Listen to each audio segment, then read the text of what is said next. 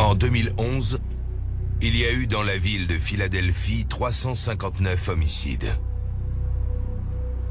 Voici l'histoire d'un de ces crimes. On était une famille heureuse qui travaillait dur. On était venus aux États-Unis pour avoir une vie meilleure, un avenir meilleur.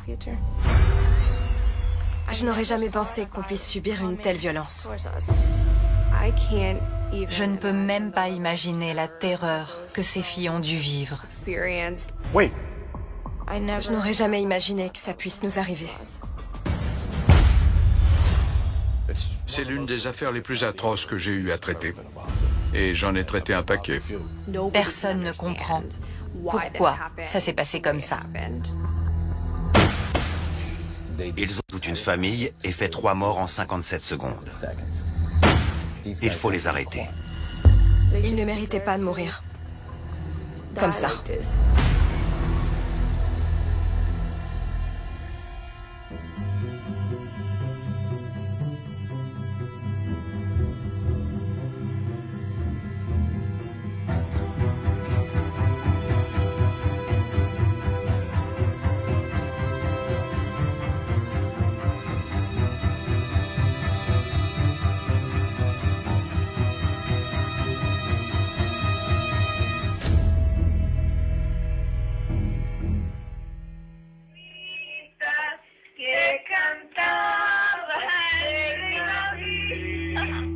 Je suis née en République dominicaine, comme ma sœur et mon frère.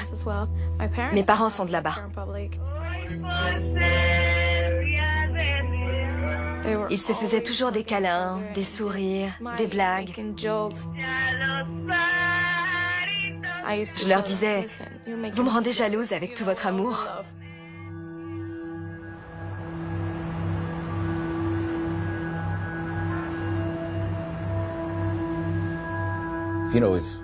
C'est le cliché du rêve américain. Le père était venu ici pour avoir une vie meilleure parce que c'est la terre des possibles.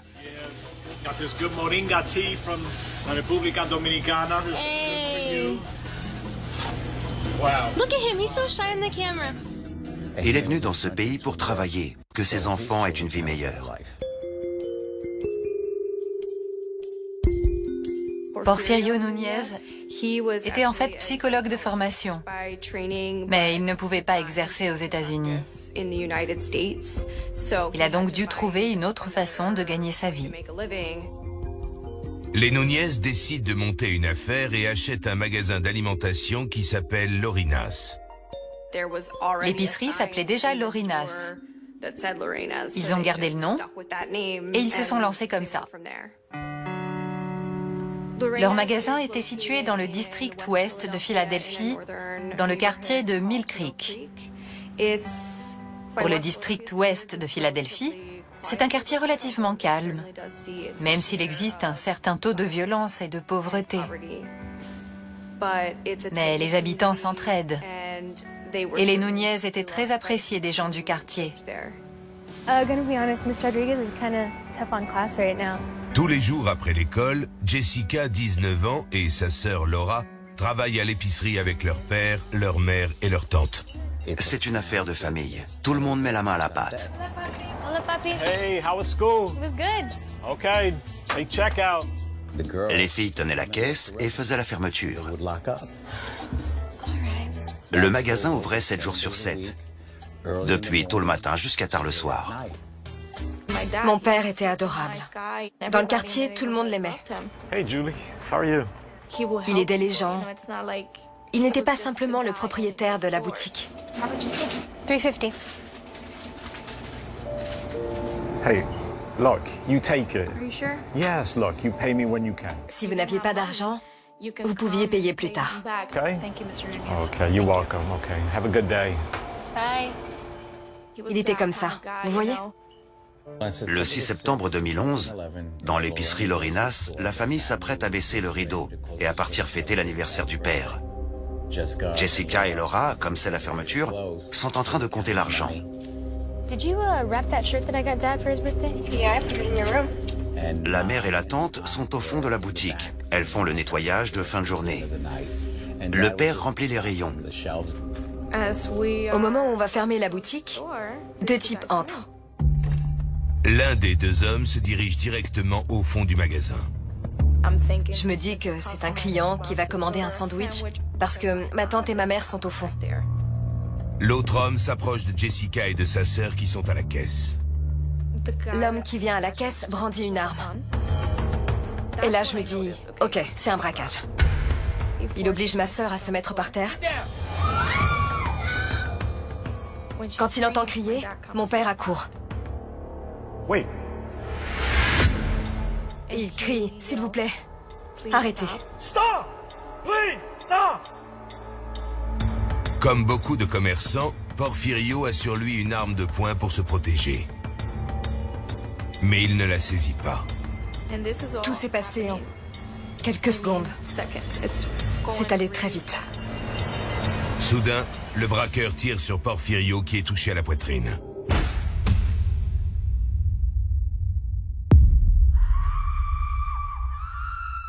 L'autre braqueur tire sur Juana, la mère de Jessica, plusieurs fois dans la poitrine et le visage. Et sur sa tante Lina dans le dos et le cou. Les coups de feu n'arrêtent pas au fond du magasin. Mon père essaie de les sauver. Il est au sol, il est blessé. Il ne peut pas bouger. Puis l'homme se retourne et tire sur Porfirio.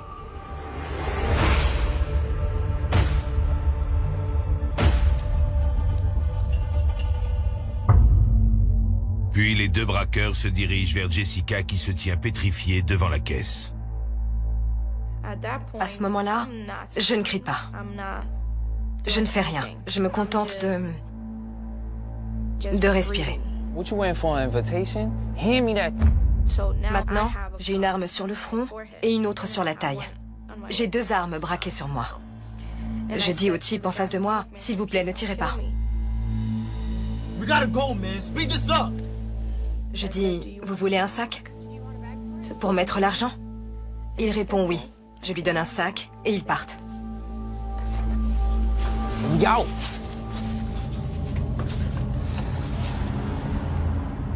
Ma sœur est restée par terre.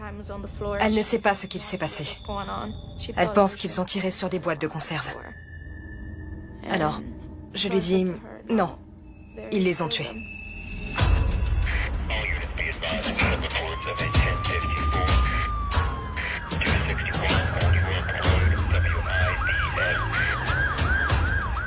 Je travaillais de nuit comme journaliste criminel. On était dans la salle de rédaction, on écoutait la radio de la police. J'ai entendu cet appel concernant un triple homicide dans le district ouest de Philadelphie. Dès que j'ai entendu ça, je m'y suis rendue. Les braqueurs se sont enfuis avec 700 $ environ. C'est pas une somme qui justifie qu'on tue 3 personnes. Je me souviens du sentiment de consternation et de terreur qui s'était abattu sur le quartier. Les gens adoraient les Núñez, alors ils ne savaient pas comment réagir. Entre le moment où ils sont entrés et ressortis, il s'est écoulé 57 secondes. Ils ont détruit toute une famille et fait 3 morts en 57 secondes. En moins d'1 minute. Quand les premiers policiers sont arrivés sur place, ils ont trouvé M. Núñez devant les vitrines réfrigérées dans un des rayons. Puis au fond du magasin, derrière le comptoir à sandwich, la tante et la mère. Dans la plupart de nos affaires, on a un mort. 2 peut-être, de temps en temps. Il est très rare qu'on ait un triple homicide au même endroit lors d'un braquage. On se demande pourquoi. Personne ne comprend. Pourquoi ça s'est passé comme ça? Quelques heures après le triple homicide dans l'épicerie des Núñez, les enquêteurs examinent la scène de crime. Quand mon chef et moi on est arrivés sur place, le magasin avait été évacué pour préserver les indices. Il y avait les douilles des balles qui avaient été tirées. Des balles de 9 mm. On en a vu une dès qu'on a passé la porte. Sans doute la première qu'ils ont tirée. Et il y en avait plusieurs au fond où les 2 femmes ont été tuées. Les techniciens ont photographié, filmé, fait un croquis de la scène de crime et prélevé les preuves. Des empreintes digitales à l'ADN en passant par le sang. On a prélevé toutes les preuves, tous les indices qui pouvaient nous être utiles pour résoudre cette affaire.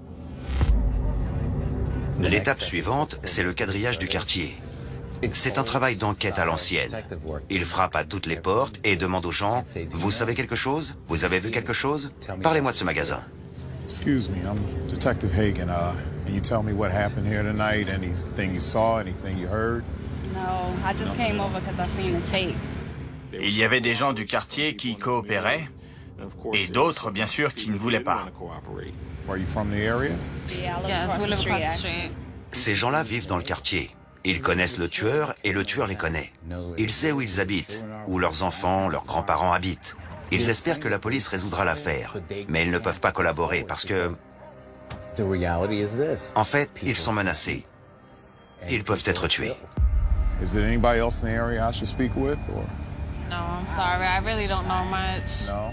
Ils vous disent même directement « Je ne dirai rien parce que je ne veux pas mourir ». All right, well, I appreciate your time. Thank you so much. Thank you. All right. À la brigade criminelle, les survivantes Jessica et Laura s'apprêtent à faire leur déposition. C'était indescriptible. Ce qu'on était en train de vivre était incroyable. J'ai rencontré Jessica. Je me suis présenté, je lui ai dit que j'étais en charge de l'affaire. Jessica, I'm Detective Hagen. I'm assigned to the incident that took place. Can't tell you how sorry I am. Elle était immobile, sous le choc. I understand it might be something that you don't want to talk about at this moment, but I'm going to need to ask you some questions.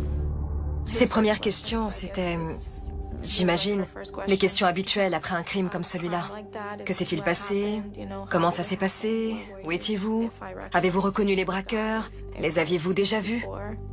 Jessica, did you get a good enough look at these two to tell me what they look like, maybe what they were wearing? They were both black.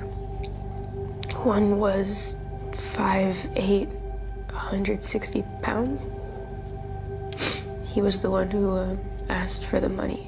D'après sa description, le premier braqueur était petit, noir, un peu costaud. L'autre était plus grand. Would you be able to pick them out of a lineup if I showed you some pictures? Think you would be able to recognize them? I will never forget their faces. C'était une expérience très dure. De devoir les leur décrire, d'essayer de les aider du mieux que je pouvais, avec ce que je savais. Ce que je voulais chaque fois que je leur parlais et que je leur décrivais ce qu'il s'était passé, ce que j'essayais de trouver, c'était un moyen de les faire entrer dans ma tête pour qu'ils voient ce que j'avais vu et ce que j'avais vécu, afin qu'ils puissent partir tout de suite à leur recherche. Vous voyez, je ne pensais qu'à ça. Je me disais qu'en décrivant certaines choses, ils pourraient tout de suite les trouver. Quand on voit le nombre de personnes qui correspondent à cette description, on se dit « Waouh, ça fait beaucoup de monde ». Les enquêteurs examinent les différents mobiles possibles, même ceux qui leur paraissent discutables. Une des hypothèses était que M. Nunez appartenait à un cartel de narcotrafiquants dominicains et que ces hommes étaient venus le braquer parce qu'il y aurait eu de grosses quantités de drogue dans son magasin. On a donc exploré toutes ces pistes pour nous assurer qu'il n'y avait aucune activité illégale. On est même allé en prison interroger un gars du quartier qui était supposé être un dealer très connu.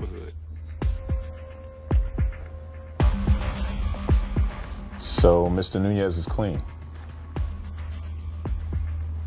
And the store is legit. Il a été catégorique. Monsieur Nunez n'était pas un trafiquant, mais un père de famille qui avait un magasin.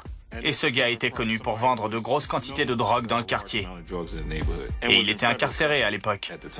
Bien que des preuves matérielles aient été prélevées sur la scène de crime, elles n'ont hélas mené à rien. Malheureusement, les empreintes digitales n'ont rien donné à l'époque. Le seul ADN qu'on avait prélevé était celui des victimes. On n'avait pas trouvé d'ADN susceptible d'être celui des suspects. On a fait des vérifications concernant toutes les armes qui avaient été confisquées à Philadelphie, tous les 9 mm. Je recevais un rapport toutes les semaines de l'unité balistique concernant toutes les armes confisquées dans la ville. Et je n'ai jamais trouvé de correspondance. Mais la chance sourit enfin aux enquêteurs. Ils obtiennent les images d'une caméra de surveillance d'un restaurant chinois qui se trouve en face de l'épicerie.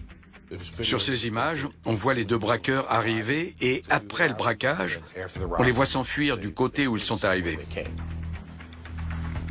Poor quality. You can barely make out faces. Il est impossible de les identifier. Les images ne sont pas assez nettes pour qu'on voit leur visage. En revanche, on voit bien leur gestuelle, leur façon de marcher, leur façon de se tenir, mais pas leur visage. Par contre, on voit bien la montre d'un des gars au moment où ils partent. Elle avait un cadran épais et reconnaissable. Les images vidéo ne permettent pas d'identifier les braqueurs, mais elles fournissent une piste potentielle. Oh, white van. Quand on a visualisé ces images, on a remarqué qu'une camionnette faisait le tour du pâté de maison au moment des meurtres. On a pensé qu'ils s'étaient enfuis dedans. See this? Is that writing on the side? Il y avait une inscription sur le côté de la camionnette, mais on n'arrivait pas à la déchiffrer. On voulait savoir où était cette camionnette, à qui elle appartenait et qui était au volant. On ne pouvait pas affirmer qu'il y a un lien avec le braquage, mais on ne pouvait pas l'exclure non plus. Il fallait qu'on la retrouve. Philadelphia police hope that this surveillance video will help them catch two killers. Investigators think the two men... Les images sont passées aux informations et le propriétaire du véhicule nous a appelés. Et il est venu avec la camionnette. On a pris des photos du véhicule et on a pu établir qu'il n'était pas impliqué, qu'il ne faisait que ramasser de la ferraille. Ensuite, on a examiné les informations qu'on nous donnait. Et l'une de ces informations semble prometteuse. So, what information do you have for me today? Well, I saw this Pontiac Grand Am parked in the neighborhood. It was black and there was some jersey tags on the car. Un témoin se fait connaître. Il dit qu'il vit près de l'épicerie Lorinas et que le soir des meurtres, il a remarqué une Pontiac Grand Am garée dans la rue avec des plaques du New Jersey et que c'était pas courant de voir une voiture comme ça dans ce quartier. Was this car occupied? Somebody in it, or it was just sitting there empty? Oh yeah, it was just empty. Then I heard the gunshots go off and I saw these two men run down the middle of the street and hop into the car and then it pulled off. Le témoin pense les avoir vus monter dans la Pontiac, mais nous, on n'est pas certain que ce soit les braqueurs. Il a juste vu deux hommes monter dans la Pontiac après les coups de feu.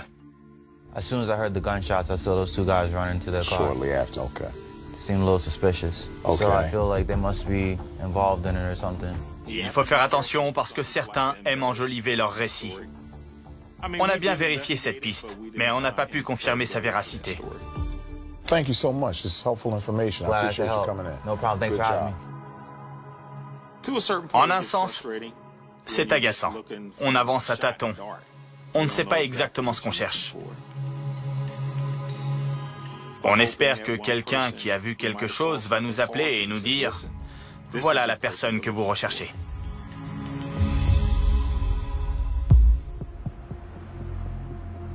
Peu après la tragédie, Jessica marche dans la rue non loin de l'épicerie Lorinas. Il était 14 h environ. C'était la sortie des écoles.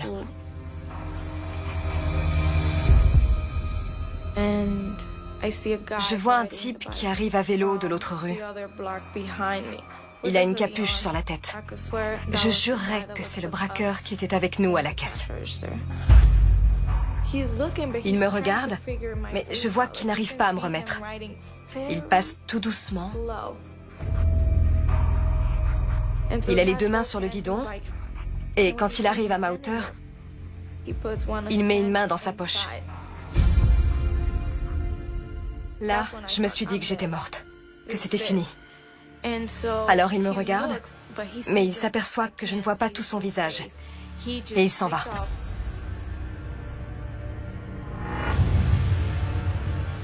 Et j'appelle tout de suite la police. Je leur dis, je jurerais que c'était lui. On n'a jamais pu retrouver ce type à vélo. On n'a jamais pu vérifier si c'était le braqueur ou pas. Jessica voulait qu'on retrouve ces types, désespérément. Il lui avait pris sa famille. Le 14 septembre 2011, 8 jours après avoir perdu les êtres qui leur étaient les plus chers, Jessica Nunez et sa sœur Laura s'apprêtent à affronter la terrible réalité d'une nouvelle vie marquée par la mort. On les a rapatriés et enterrés en République dominicaine. La famille de ma mère y vit toujours. Pendant les obsèques, il y a tellement de gens présents qu'on n'a pas le temps de penser. On est beaucoup trop occupés. Mais c'était très dur. Je ne dormais plus, je ne mangeais plus. Bien sûr, je faisais des cauchemars tous les jours. Je ne pouvais pas fermer les yeux sans me voir dans le magasin. Je pensais que j'allais devenir folle. C'était une période très difficile. Je n'aurais jamais pensé qu'on puisse subir une telle violence. Je n'aurais jamais imaginé que ça puisse nous arriver. J'ai promis à mes parents de retrouver ceux qui les avaient tués. Si la police mène son enquête, moi aussi. Après ça, j'ai décidé de travailler dans toutes les boutiques du quartier ou du district jusqu'à ce que je les trouve. Elle a travaillé dans 7 magasins de ce quartier. J'ai décidé d'enquêter secrètement. Je changeais de look toutes les 2 ou 3 semaines. Je me teignais les cheveux en blond, en rouge, en noir. J'ai pas arrêté de changer de coiffure. Je ne disais rien à ma famille. Je ne disais rien à ma sœur. Je ne voulais pas qu'ils s'inquiètent. Ils n'étaient pas contents que je travaille dans d'autres magasins, mais ils ne savaient pas pourquoi je le faisais. Je n'aurais jamais dit parce que j'étais certaine qu'ils m'en empêcheraient et me diraient de laisser la police faire son travail. J'étais en contact avec elle un jour sur 2. Elle ne relâchait pas ses efforts pour faire en sorte que les coupables soient arrêtés. Elle était prête à tout. Je m'en fichais d'être tuée dans la rue. Je connaissais les risques. Je savais dans quoi je m'embarquais. Si elle avait croisé l'individu qui avait tué ses parents et sa tante, elle l'aurait probablement attaqué.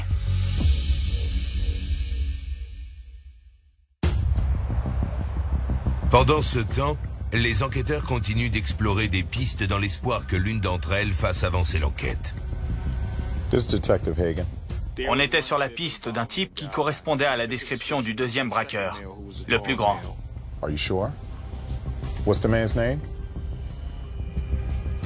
Il se faisait appeler Black. Black était connu dans le quartier pour voler, dealer et toujours avoir une arme sur lui. Or, il venait de sortir de prison. Ça a éveillé notre curiosité. Il avait peut-être voulu se faire de l'argent facile. Mais on a découvert qu'il n'était pas dans la région au moment des meurtres. On reprend espoir, on pense avoir une bonne piste, et puis rien. C'est très contrariant, parce qu'il arrive un moment où on n'a plus de piste du tout. Je pense que les enquêteurs étaient passablement exaspérés, parce qu'ils ne trouvaient pas grand-chose pour résoudre cette affaire. Ces criminels étaient toujours en liberté, et ils étaient incroyablement dangereux et impitoyables. Les gens avaient peur, car il était fort probable qu'ils sévissent de nouveau. S'ils l'ont fait une fois, ils le referont. Ça leur est égal. Il faut les arrêter.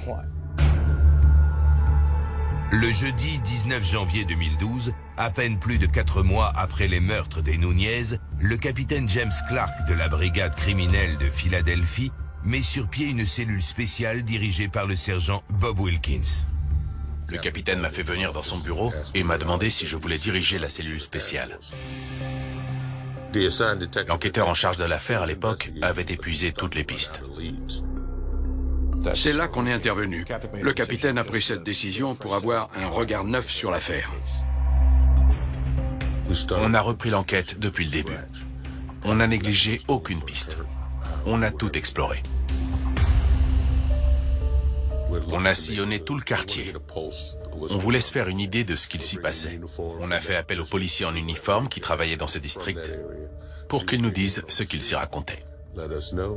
On a commencé à interroger des gens dont on savait qu'ils commettaient des délits, des dealers, des toxicomanes. On les conduisait au poste et on les interrogeait. Il y avait forcément quelqu'un qui savait ou qui avait vu quelque chose. Quelques mois après avoir vu l'homme à vélo, Jessica travaille comme caissière à la supérette Haver, où elle pense de nouveau reconnaître cet individu. Je travaillais dans un magasin plus grand avec des caméras partout. J'ai vu un type qui ressemblait comme 2 gouttes d'eau à un des braqueurs. Au type que j'avais vu à vélo. Sa façon de me regarder, de marcher. Pendant tout le temps où il a été dans le magasin, j'étais morte de peur parce que je me disais qu'ils étaient à ma recherche pour me tuer. Jessica appelle les enquêteurs et, prise de panique, elle se précipite dans l'arrière-boutique. J'ai ressenti tellement de choses physiquement à ce moment-là. Je me rappelle que j'ai complètement craqué. Je n'arrivais plus à respirer. J'avais la tête qui tournait. J'étais vraiment mal.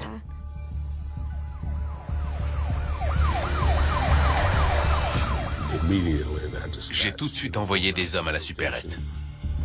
Lorsqu'ils sont arrivés, l'individu n'était plus là.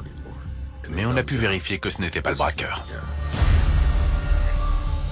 Au bout de 4 mois, l'enquête sur le meurtre des Núñez n'a toujours pas progressé. Mais le mardi 31 janvier, en se croisant à l'extérieur du tribunal, 2 enquêteurs établissent un lien important. Joe, Tom, how are you? L'inspecteur Murray était chargé des enquêtes spéciales au sein de la division Sud-Ouest et en particulier des affaires de vol. Il avait une très bonne réputation. C'était un enquêteur méticuleux, un enquêteur acharné, un très bon élément. Actually, I've been meaning to talk to you. I've been reassigned a case and I wanted your input. The Núñez groceries? Je lui dis, ça m'évite de t'appeler, je suis content de te croiser. On m'a confié une affaire et je voulais t'en parler. C'est l'épicerie Núñez. Núñez, yeah. You gotta take a closer look at that A&A grocery armed robbery on Grad Street. There's another one on Reedland. Really? Looks a lot like your Núñez case. L'inspecteur Murray pense que les hommes qui ont récemment commis 2 vols à main armée pourraient également être les auteurs du triple meurtre des Núñez. All right, thanks. I'm going to follow up, all right? I'll call you soon. Sounds good. Cool. Thank you, man. Ces 2 autres braquages ont été menés selon le même mode opératoire. 2 types entrent, l'un se dirige vers la caisse, l'autre au fond du magasin. Et de là, ils surveillent tout le magasin. Les enquêteurs de la cellule spéciale obtiennent les images des caméras de vidéosurveillance. On aurait dit une vidéo pro. La qualité était très bonne. On voyait très bien l'individu au fond de la boutique pendant tout le braquage. On voyait son arme, on voyait sa montre. C'était très très net. On a pu constater que l'un des hommes portait les mêmes vêtements que dans la boutique des Núñez. Ça a vraiment retenu notre attention. On a donc communiqué cette vidéo à la presse pour obtenir des renseignements sur ce braquage. Et on a commencé à recevoir des informations. Le 7 février 2012, un homme appelle. Il dit avoir reconnu l'un des 2 hommes. Are you serious? Let's get him in here right away. À un moment donné, un de mes hommes m'appelle et me dit qu'on a peut-être un témoin capable d'identifier le braqueur. Okay. Hey, Gal, we got somebody who can ID the killer. Really? Got him? Brilliant. À cet instant, on s'arrête net. On arrête tout ce qu'on était en train de faire. On fait venir cet homme et on écoute ce qu'il a à nous dire. So how do you know this guy? I recognize the picture on TV. I used to hang out with the guy around Philly. I see him at parties on the corner. I knew the same people he knew. What's his name? It's Ibrahim Muhammad. Ibrahim Muhammad. Il nous donne un nom. Ibrahim Muhammad. On le cherche dans notre base de données et il apparaît. Is this the man you're talking about? That's Ibrahim Muhammad. I swear to God, that's him. On trouve une photo du type, on la lui montre. Il nous confirme que c'est bien lui. He's a drug dealer. Il dealait sur la 62e et Reedland Street. Ibrahim Mohamed, 31 ans, a fait de multiples séjours en prison pour vol et pour trafic de drogue. On a maintenant un suspect. On sait qui on doit arrêter. À ce moment-là, on a une réunion avec les gars des stupes. On leur montre la photo du suspect, on leur dit qu'on est à sa recherche pour un triple homicide. Ils partent sur le champ. Dans l'espoir d'arrêter Ibrahim Mohamed, la brigade des stupéfiants effectue une descente au 6200 Redland Street. Et la chance leur sourit. 5 mois après le meurtre des Nunez, les enquêteurs procèdent à l'arrestation d'Ibrahim Mohamed, l'un des 2 tueurs présumés. Ils le prennent en flagrant délit de trafic de drogue. Ils l'arrêtent. Quand il arrive à la criminelle, on le conduit dans une salle d'interrogatoire. L'inspecteur Gall se souvient des images vidéo du braquage. Il entre, j'observe ses caractéristiques physiques. Il a la même façon de bouger, la même stature, le même visage anguleux. Et sa montre, qui est très particulière. J'ai l'impression qu'elle est gravée dans mon cerveau à force de regarder ces images vidéo. Listen, my friend, I'm on your side. I just need to ask you some questions about the Nunez triple murder that happened this past September. J'ai adopté la tactique de la conversation amicale. Je voulais pas qu'il ait le sentiment qu'on lui mettait la pression, qu'on le bousculait. Wasn't me. Wasn't me. I don't know what you guys are talking about, but I didn't do it. Look, the only thing that's going to save you right now is telling us exactly what happened and exactly what you did. Je lui ai dit, écoutez, vous vous attendez à ce qu'on frappe à votre porte depuis le 7 septembre 2011. On est maintenant en février et ça y est, on est venu vous cueillir. J'essaie de lui expliquer qu'on le tient, qu'on a des images vidéo. Okay. It's supposed to just be a robbery. I was never gonna shoot anyone. But the guy, he had a gun. Ils visaient des magasins d'alimentation. En général, ils entraient, brandissaient une arme, les commerçants tendaient l'argent et ils repartaient. Mais là, ils ont paniqué. Everything was a blur, and as soon as I got to the back, I shot the woman, and I saw the guy on the floor. I saw him trying to get back up, and I shot him dead. Il nous explique comment il a tué les 3 victimes. On peut donc l'arrêter et l'inculper pour le triple homicide grâce à ses aveux. Et c'est éprouvant, parce qu'on connaît les Nunez. Ce type nous raconte un crime odieux, assis en face de nous. Au cours de ses aveux, Mohamed nous a dit « Je suis désolé ». J'ai entendu plus d'un meurtrier dire ça à la fin. Je suis désolé. Mais je n'y crois pas. Il n'était pas du tout désolé à mon humble avis. Il savait très bien qu'il allait tuer des gens. Ok? C'est aussi simple que ça. S'il les avait simplement braqués, s'ils étaient repartis sans leur faire de mal, il n'aurait pas écopé de la lourde peine à laquelle il a été condamné. Quand vous tuez quelqu'un, vous prenez cher, parce qu'on ne laisse pas passer ça. Quand on a su qu'il y avait enfin eu une arrestation, on a mieux respiré. C'était palpable en ville. Les gens étaient soulagés.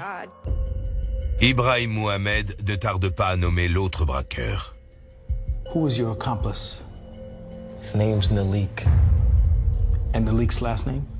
Scott. Je crois qu'il a dénoncé Nalik Scott dans l'espoir que ça lui serve de monnaie d'échange. Ce qui l'inquiétait surtout, c'était la peine de mort. Il n'éprouvait aucun remords. 2 jours plus tard, le samedi 11 février 2012, Nalik Scott, 30 ans, est appréhendé par les forces de police. Il a lui aussi un lourd casier judiciaire.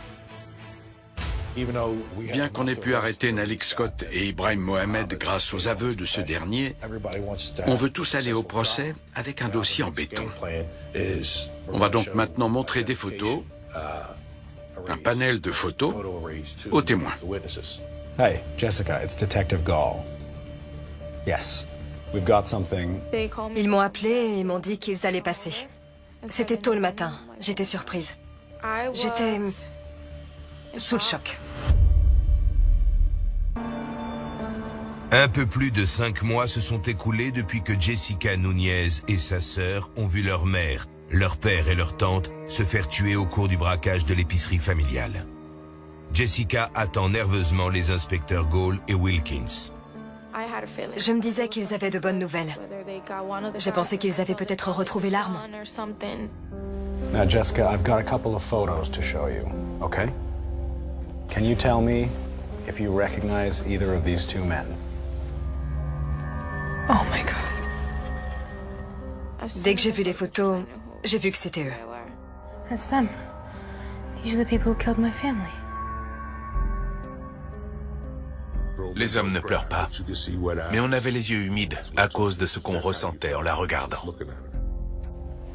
It's okay. It's okay. Your parents would be proud.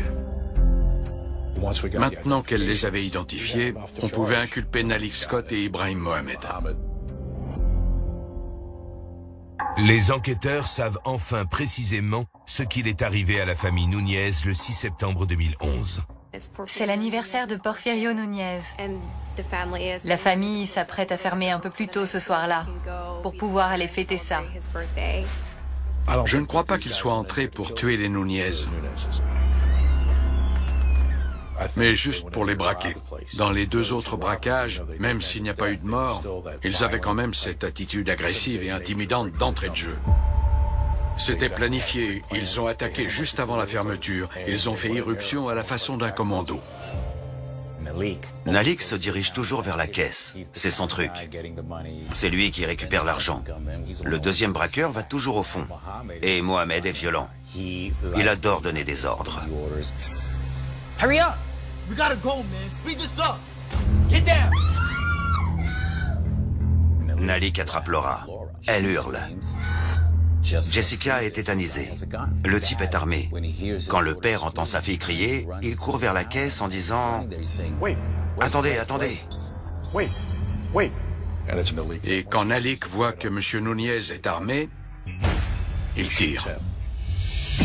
Il ne méritait pas d'être tué. Il voulait juste protéger ses filles. Il ne protégeait pas son magasin, mais sa fille. À ce moment-là, Mohamed voit les deux femmes qui l'ont évidemment vu.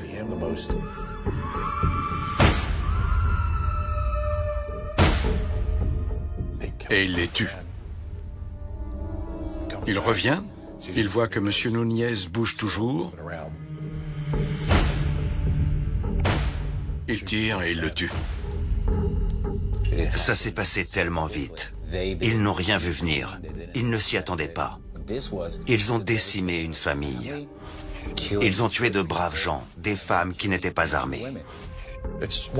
C'est l'une des affaires les plus atroces que j'ai eu à traiter. Et j'en ai traité un paquet. What you waiting for, an invitation? Speed this up! Hurry up! Yo, bro! Les enquêteurs ne sauront jamais pourquoi les tueurs ont épargné Jessica et Laura. Elles ont la chance d'être en vie. On ignore pourquoi ils ne les ont pas tuées. On n'en a aucune idée. D'autres auraient tué tout le monde dans le magasin pour qu'il n'y ait pas de témoins. Le fait qu'elles soient en vie tient du miracle. Ma famille avait une épicerie comme la leur, et on y travaillait tous, comme eux. On avait aussi été cambriolés, braqués avec une arme à feu, avec un couteau. Je priais pour que ma famille ne soit jamais tuée. Je suis content d'avoir traité cette affaire, parce que ce que je redoutais le plus, ces filles l'ont vécu. J'en ai fait une affaire personnelle. Elles avaient besoin de moi. Le 6 décembre 2016, 5 ans après le triple homicide de l'épicerie Lorinas qui a ébranlé Philadelphie, les coupables sont enfin jugés. J'étais sur les nerfs parce que, oui, ils avaient été arrêtés. Mais est-ce qu'on allait obtenir justice? Ou est-ce qu'ils allaient être relâchés au bout d'un an ou deux et venir tuer la fille qui les avait mis en prison? Il y avait tellement de choses qui me passaient par la tête quand je songeais à ce qu'il risquait d'arriver. Je me rappelle, dans la salle d'audience, on se tenait par la main. Au moment de l'énoncé du verdict, on priait tous. Le 21 décembre 2016, Ibrahim Mohamed et Nalik Scott sont reconnus coupables des meurtres de 2011 de Porfirio Núñez, Juana Núñez et Lina Sanchez. Les jurés sont revenus au bout d'une heure. Ils n'ont demandé ni photo ni pièce à conviction. Ils ont commandé à déjeuner et ils les ont condamnés. Mais on ne crie pas victoire, contrairement à ce que les gens pensent. C'est pas une histoire de victoire. Je me suis dit, ces filles ont été entendues.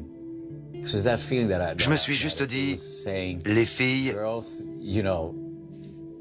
vous avez eu ce que vous vouliez. J'ai fait mon travail. Je n'ai pas besoin que vous me serriez dans vos bras. Je suis simplement satisfait que vous soyez heureuse. Et je suis fatigué. Vous voyez? Mais j'étais soulagé qu'elle soit si heureuse. Vous voyez?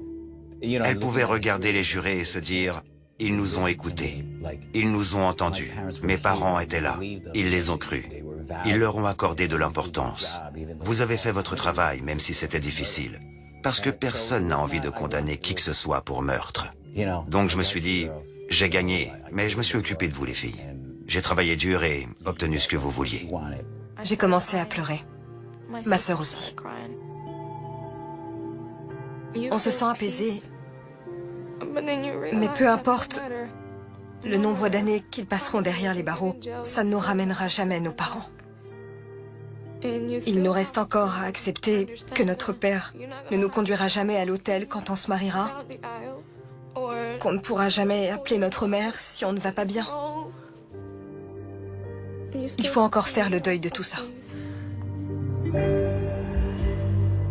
On a arrêté les coupables.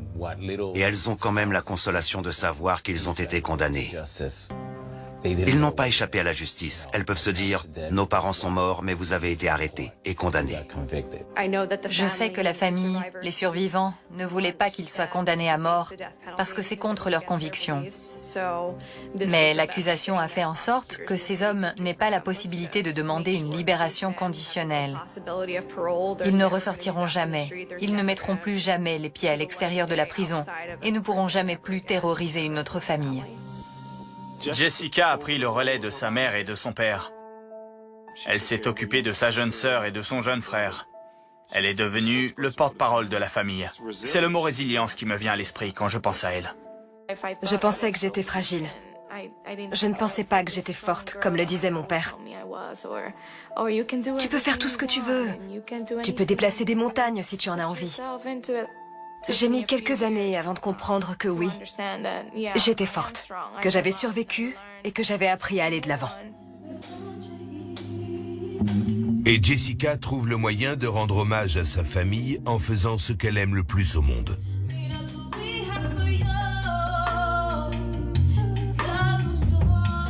La musique, c'est ce qui me lie à mon père. Il aimait chanter et jouer la comédie. Je suis comme lui. En juillet 2019, Jessica est sélectionnée pour la Reina de la Canción, la version hispanophone de The Voice. Je me rappelle ma première audition. J'avais vraiment l'impression qu'ils étaient là avec moi, sur la scène. J'étais tellement heureuse et apaisée en même temps. Alors je leur parlais, je leur disais « Écoutez, votre fille va chanter, alors accompagnez-moi ».